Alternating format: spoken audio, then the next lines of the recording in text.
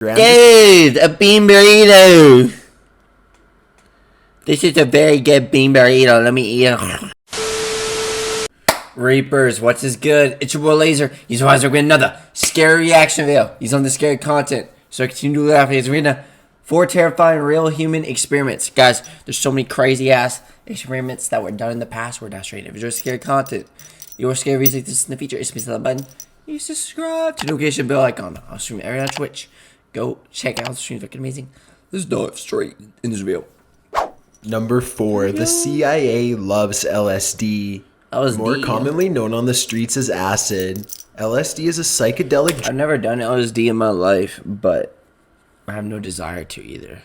If I do ever do psychedelics, I don't plan on doing psychedelics, but if I ever do a psychedelic, the only drug I've ever done is weed and like prescription drugs. That's it.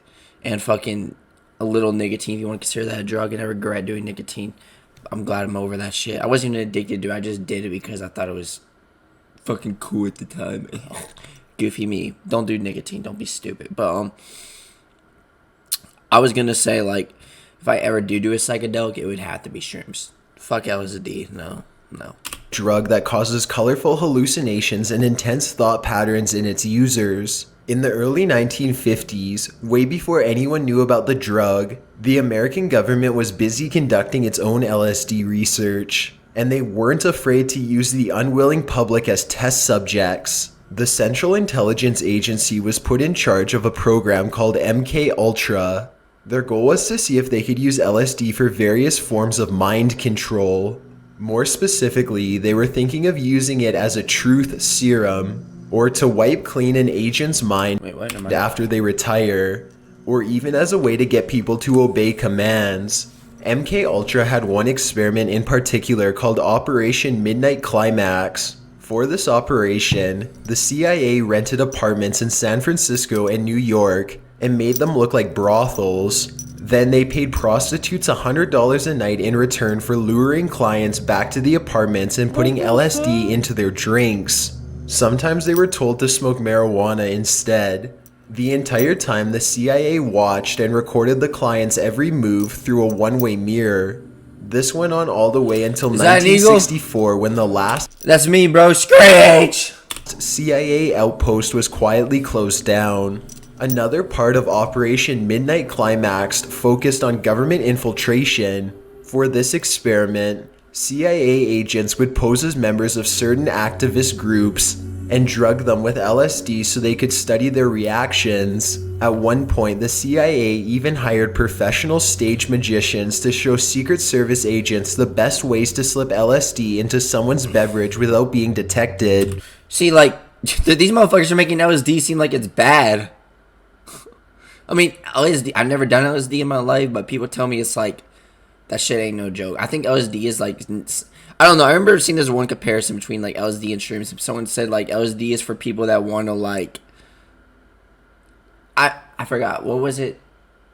LSD like puts you in the driver's seat, and like shrooms puts you in like the passenger seat. That makes sense. That's what someone told me.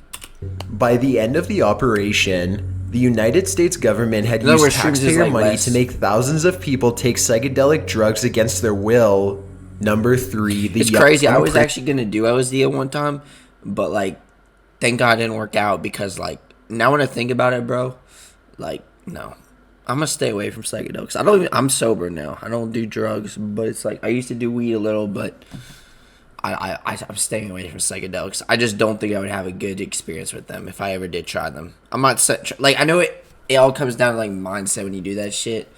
I don't know. People tell me that shit's not like something you just do for fun though. Like, it's something you gotta do, like, you gotta prepare for it and shit. Like, fuck that, no. Prisoner.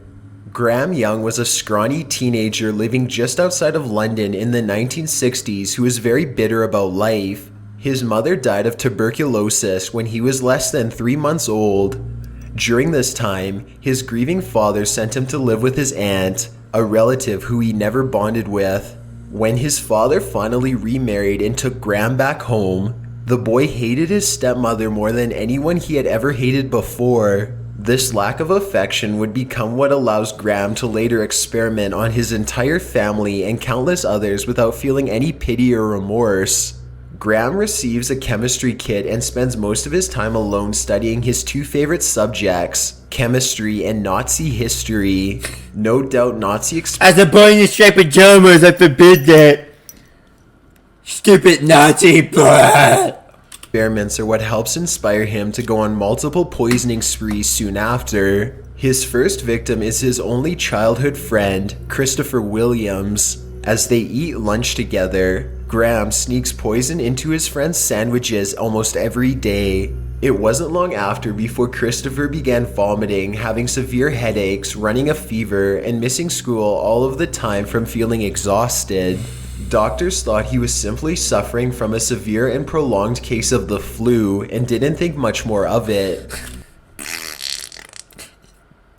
One day, while Christopher is sick from school, he and Graham go to the zoo together. Under the guise of friendship, Graham brings with him some poisoned lemonade and lets Christopher have it. His friend survives but continues to suffer. Graham is only 13 years old at this point. He enjoys poisoning Christopher as often as he can get away with, but it just wasn't often enough to satisfy his sick urges. He needed to go even further. He needed test subjects that he could constantly monitor, so he puts poison into family meals. He only poisons certain sections of the meal and saves the untainted pieces for himself. Graham is able to get a hold of the poison he needs by charming local chemists. I swear, bro, whenever we see, like, the dead... Well, this isn't even an emoji. This is just, like, a sticker they put. But, like, whenever I think of, like, the dead emoji, like, the skull, I think of it as, like, laughing, like, hard. Like, I'm dead, you know what I'm saying? Like, I can't look at it the same way, you know? Using his So, like, whenever someone says, like, rest in... Whenever I see, like, those rest in peace picture... Well, who would put that, like, next to, like, the text? That would just be fucked up. But whenever I see something that says, like, rest in peace and it shows this, I feel like they're just making fun of the fucking dead person. You know what I'm saying? Like, rest in peace, John Doe, 1937 to 1980. Dead. expert knowledge to put them at ease.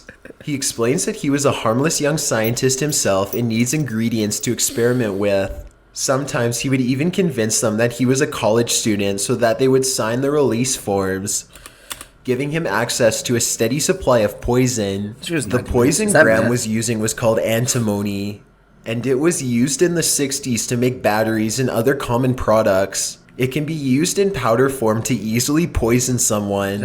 At first, it causes fever, vomiting, and other symptoms resembling the flu. Over time, through repeated exposures, it causes hair loss and kills the nerve endings. As they slowly suffer, Graham's victims often experience... Imagine accidentally, like, smoking out of this, bro. Oh my god. Like, imagine being laced with this shit. Imagine, like, being, like, you're a weed smoker, bro, and then you get laced with this shit. This bad boy. Oh my god. Experience numbness that starts in the fingers and progresses into hot shooting pains throughout the body. Fuck that. As you can probably already tell, Graham has a twisted yet scientific mind. He keeps detailed logs the entire time as his family becomes sicker and sicker around him. Ain't no way this is real. What the fuck? This ain't even an experiment. Well, I mean, it's called 4 Terrifying Real Human Experiments. But damn. Entry contains the dosage of the poison and its effect. For example, if his mother starts to vomit, he would write how many grams it took to cause that reaction. His family eventually realizes they are being poisoned, but they did not suspect it was intentional. Instead, they believe Graham had accidentally contaminated some of their kitchen utensils by using them for his chemistry experiments, and that was why they were all becoming so violently ill. Graham especially targets his stepmother, Molly, who he had hated since childhood. Over the course of a year, he gives her small doses to torture her stomach and takes enormous pleasure in her suffering. In April 1962, Graham's father discovers his wife rolling around in pain in the garden. From the window, Graham watches the scene unfold. His father looks up and the two lock eyes. He notices his son seems to have absolutely no emotion. At the hospital, doctors could not understand Molly's symptoms. She says she wants to go home and cook dinner. Hours later, she is dead. Graham could stop there, but his compulsions did not let him. He tortures his grief-stricken family even further with more poison, keeping detailed logs of his human experiments all the while. His father and sister both would eventually have permanent liver damage from his cruelty. Graham begins to especially focus on his father's misery. There is no reason for him to do this other than a morbid fascination with death. From all records, death is gonna serve you up as fucking dinner. His father had never especially wronged him, but he decided to poison him more than the others. While his father is at the hospital one day for flu-like symptoms, doctors begin to suspect it to be a poisoning. As the doctors wonder out loud what poison it could have been, Graham begins to lecture them. His expertise on the subjects frightens everybody, including his father, and also made them suspicious. One day, as Graham is busy making his family's lives miserable, his chemistry teacher finds the poison he uses in the boys' desk during class. He calls Graham's family doctor, who calls a psychiatrist, who goes with the police to interview Graham. They act like they are simply interested with his impressive knowledge of chemistry and give no indication. I just know these cops are terrifying. I don't know. They just give me that bad cop look. You know what I'm saying? Just look at them. They just look like the type of people. Okay, they actually look like good cops. Oh, cops, get him! That he is a suspect in a murder case. Graham shows off his knowledge of poisonous chemicals, and police are convinced enough to arrest him. At age 14, he is sentenced to 15 years at Broadmoor Psychiatric Facility. During his stay, he uses soap and anything else he can find to poison those around him. He even extracts cyanide from a Laurel brush to kill one inmate. Cyanide, oh, even after confessing like his murder to the staff, they do not believe him and list it as a suicide. Being a clever young man, he is eventually able to convince the staff that he is rehabilitated and is released very early at the age of 23. As a free citizen, Graham... Dude, a bean burrito! This is a very good bean burrito. Let me eat it. Next week later, I get found dead. I wonder why. Decides to continue experimenting on people with poisons. Thallium is his new chemical element of choice. This is a heavy metal that was used in the photography industry back then to manufacture camera lenses. Before that, it was a type of rat poison. Thallium is odorless, colorless, tasteless, and easily dissolves in water. The perfect poison. Using a glowing reference from Broadmoor, Graham finds a job at one of the only 2 factories in the entire country that stocks the poison he needs. Shortly after starting work, at least 10 of his peers begin to suddenly suffer from a mystery illness. The ones closest to him seem to get the sickest. Bob Eagle seems to be his favorite target. The poor associate has stomach pains and numbness throughout his body and hallucinates for 2 months. When he goes to the hospital, doctors can't figure it out. He describes his ailments to Graham the entire time, who pretends to be his friend while dutifully taking notes in his journal. Anyone that's been ghosted before, like, I think he said it like being ghosted, like when, like text-wise, but like kind of unrelated. But like anyone that's been ghosted just knows that pain. You know that feeling where like you feel like pain so bad mentally that it hurts you like around your body. Like you physically don't feel anything. Like nothing physically hurts you.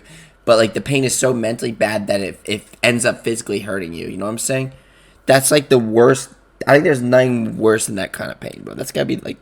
It's kind of like, I remember seeing this one video, there's... What's his name? That Alex Hormendez guy. He's, like, a huge, like, speaker or whatever. He's one of those, like, speakers that, like, made a living off of. He said it best, like... This kind of unrelated, but he said, like, you know, everyone wants you to do well or succeed in something until you actually succeed. Like, I remember him saying in, like, his video, he pulled up to, like, some old homies that were, like, supporting him. Like, he didn't see them until, like, after he had made it.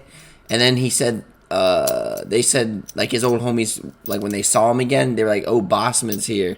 And then he said something like, I was so jarred by the experience. Like, the same thing happened to me, like, once. I'm not going to get into detail about it, but it's true. Like, everyone just wants you to do well until you actually, like, do what you said you were gonna do. You know what I'm saying? It's like everyone wants the American dream to come true until it actually comes true, and like that's the biggest problem with this fucking world, bro. Envy is a fucking curse.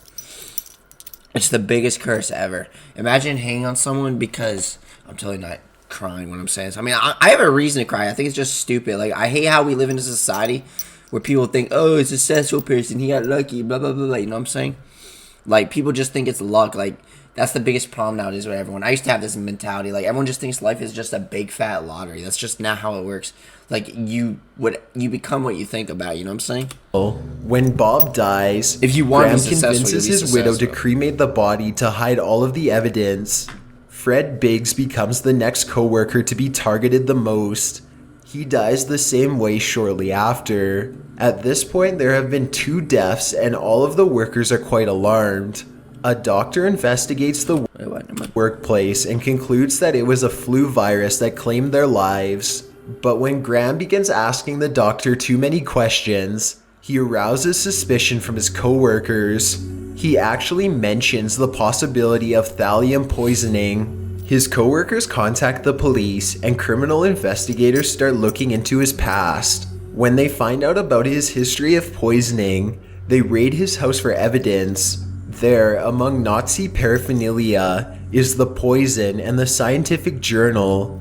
Just like before with his family, it lists all Clean those fucking crusty ass nails. Ew. I can't be talking. Mine be looking like that. I don't know why. See, look at mine. We can't. I chew on mine. I gotta stop chewing mine. That's so bad. Like, it's actually bad for your teeth. all of Graham's co-workers, their dosages, and the effects. For these crimes, Graham was sentenced to life in prison. During the proceedings, he never apologized and said that he felt only emptiness. If anything, however, he desperately wanted to be remembered. A note that he passed to a courtroom journalist asked to make him famous for his crimes. He died in 1990 at the age of 42. Many believe that he poisoned himself for one last hurrah. It didn't matter who his victims were, whether it was family, workmates, school friends, they were just guinea pigs to him. Well, he was very dark, somewhat glum. Terrifying. Number 2, the scientific sadist. To the outside world, Bob Berdella was a strange fellow who owned a store full of oddities called Bob's Bizarre Bazaar. Customers thought that he was full of himself and smelled weird. He thought he was an excellent person for bringing culture into the dull area of Kansas City.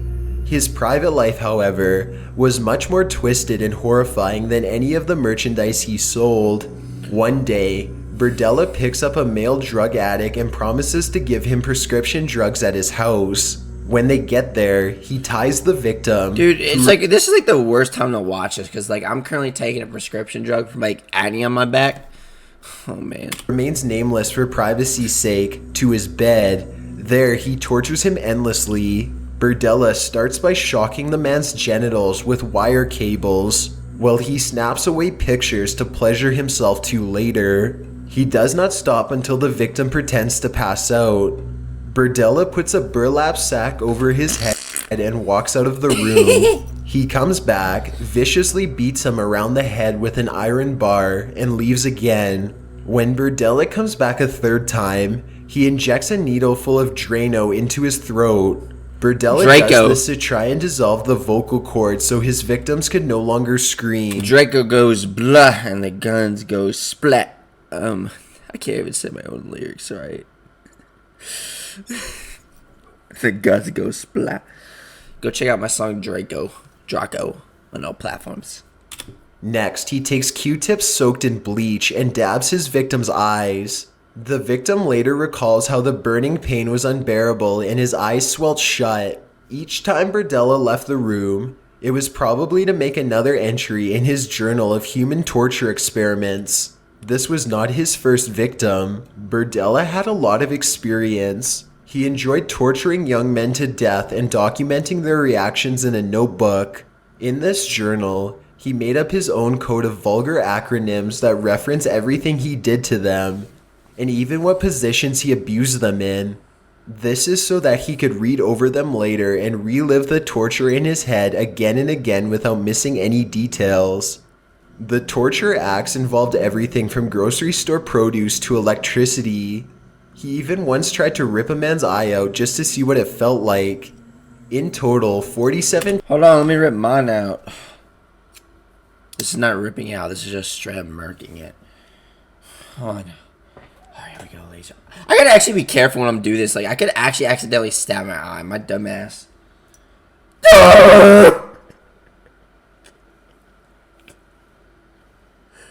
Oh, look, Glenn, your eyeball just popped out. People was were so reported sad, missing bro. from 1984 to 1988, and Berdella seems responsible for most of them. Over the next few days, Berdella tends to his victims' injuries. The poor man drifts in and out of consciousness for days, drugged up on animal tranquilizers, blinded and barely able to speak. The entire time Berdella keeps the television up so loud that it is impossible to tell if he is still in the room or not. The man has to sit and listen in constant fear of his torturer returning. After 4 days of being tied to a bed, the victim convinces Berdella to tie the ropes differently. Berdella listens, and later his victim is able to manipulate the knots just enough to have a limited degree of reach. On the 5th day, he is able to grab a nearby pack of matches and uses them to burn the ropes off. By now, his eyes have... Hey, look, are these like... These are literally titties if they were like stick form. You know how like titties got like the red nipples? That makes sense. have healed enough to be able to see again, and he looks down from the window. Berdella has vicious guard dogs in his backyard below, so the victim opens the window and begins to slowly creep along the ledge. The ledge breaks, but fortunately he falls into an area where the dogs aren't able to get him. Completely naked, the only person to escape Berdella's lair alive heads straight to authorities, who quickly arrest him. After his arrest, the county hires a real estate agent to evaluate how much his home is worth. The real estate agent describes seeing gigantic guard dogs in cages in the backyard, and also seeing unsettling paintings of people screaming throughout the home. Worst of all was the kitchen. It was very plain and had 2 large stainless steel tables in the center to dismember bodies on. One of the tables even had a sink with a gigantic industrial garbage disposal that no person would ever ordinarily have a use for. Bob Berdella died of a heart attack in prison in 1992. Talk about the torture pretty much, because, you know, I was away through most of that. At this one time when he hooked these cables up to my... Number 1, Japan's human experiments. During World War II, Japan figured they could win by using the types of biological weapons that had been banned from wartime use. Unit 731 was the name for a bioweapon research unit that ignored all of the rules. When Japan invaded a portion of China in the 1930s, Unit 731 sets up research posts for some of the most horrible human experiments to ever be recorded. Imagine actually paying your fucking... In the beginning, Unit 731 claims to exist to help the public combat disease, but really they are conducting atrocities on prisoners of war. It's like For the new example, 40 Japanese medical doctors are led to a jail one day. Here they find 2 prisoners with their hands tied behind their backs. The prisoners are shot in the stomach twice. After that,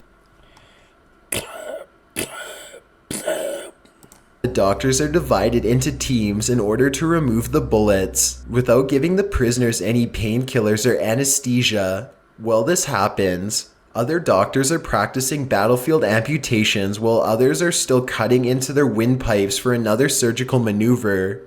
The human experiments are literally ripped apart while alive.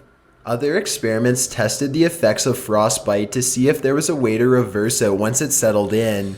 To achieve this, Best horror movie ever, by the way. This was a 1980s movie too, which makes it even better. This movie was so ahead of its time. This movie, it was made in the 80s and is better than 99% of the movies out today. Like, the best part about this movie was it was unique. Like, that's the biggest problem with nowadays. With so many movies, bro, they're just not unique anymore. Like it's all just either shitty remakes or like shitty like remodels of like different videos or different movies. Like nothing's original anymore. This movie had an original like story to it. You know what I'm saying? Like we need unique movies. Like fucking what was that one movie where like that video game movie where like the video games like come to, it's like that VR movie. You know what I'm talking about? I forgot. They actually go in like the Shining Hotel in it too. I forgot. Like I remember seeing this one movie. It was actually unique. It was called I don't know, like Split, for example. The guy with that like the multiple personalities. That was like a unique movie. Test subjects are Really placed good. outside in I freezing. liked the first one. I thought the second one was it. Wait, was Split the second one or was it the first one? I don't know. I remember the second one sucked a little. The second one didn't suck. It's just the ending was like stupid, you know. But the first one was really good. Weather with their arms and legs exposed. Guards would march by and throw freezing water onto their limbs to quicken the process until they became black with frostbite. Then they were put in pools of water at different temperatures to see if they could regain feeling and control of their extremities. Many died from illness, froze to death, or could not withstand the shock of losing a limb. Ceramic bombs, cluster bombs, and bombs with plague-infected fleas were also tested as well. For this, human experiment victims were tied to stakes at fixed positions to measure the effectiveness of the bombs at different blast radiuses. Those who did not die right away suffered in agony, hung up on a post to scream and plead until their injuries turned fatal. Other experiments dealt with the effects of pressure. Humans were placed in a pressure chamber and the pressure was slowly turned up until their eyes exploded from their skulls. Prisoners aside, local populations were not safe from Unit 731 either.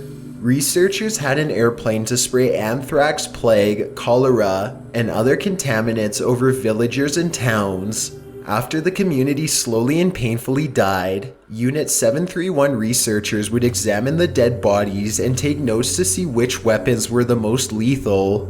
Between 300 and 580,000 people are thought to have died this way. As the end of World War II came to a close, Unit 731 became more and more desperate in their experiments. They had one operation in particular, codenamed Cherry Blossoms at Night, which planned to use plague-infested pilots to spread disease across America. These planes were planned to dive bomb the coast of California, but the event never happened. When the war finally came to an end, Unit 731 attempted to dynamite all of the evidence of their wrongdoings. But plenty of the gruesome information was still discovered. The prisoners, however, were massacred using poisonous gas and machine gun fire. Those who were still standing were thrown into the river to drown. Nobody was left alive to be rescued. Ooh. Thanks for checking out. Well, guys, this was a video. I hope you enjoyed it. Which one of those human experiments was most scary to you? Enjoy scary content. You want scary these features to do? I'll see you next one. Peace.